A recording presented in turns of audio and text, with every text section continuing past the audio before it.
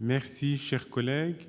Le 46 est identique et devrait être défendu par Madame Goulet, à moins qu'il le soit déjà.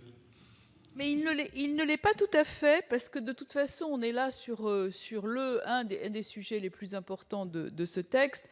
Et comme vous l'avez tout à fait souligné, Monsieur le Président, les trois amendements 9 rectifiés, 46 et 68 ont une rédaction identique pour remplacer l'article 13, remarquablement inséré par notre rapporteur et notre commission, qui, à l'examen, présente quand même quelques failles.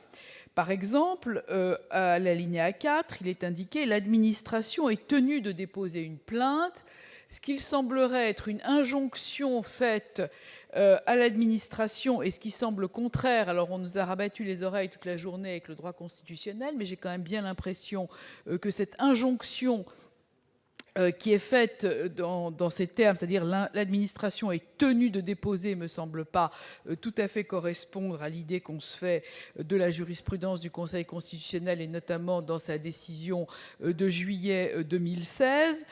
Par ailleurs, la liste des critères, puisqu'en fait, ce qui se passe dans cet article, c'est qu'on va remplacer ce verrou de Bercy, c'est ce qui ressort des auditions, par une liste des critères de façon à le rendre plus transparent. Or, la liste des critères telle que définie dans l'article inséré après l'examen en commission prévoit que ces critères seront définis par décret. Ce qui veut dire que donner et retenir ne vaut. Le législateur va confier à l'administration le soin de fixer des critères. Or, le rapport de l'Assemblée nationale, comme les auditions, comme ce qu'on a cru comprendre depuis un moment, et ce que vous avez dit, Monsieur le ministre, de donner au Parlement les clés du verrou, c'est que le Parlement lui-même fixe les critères d'attribution.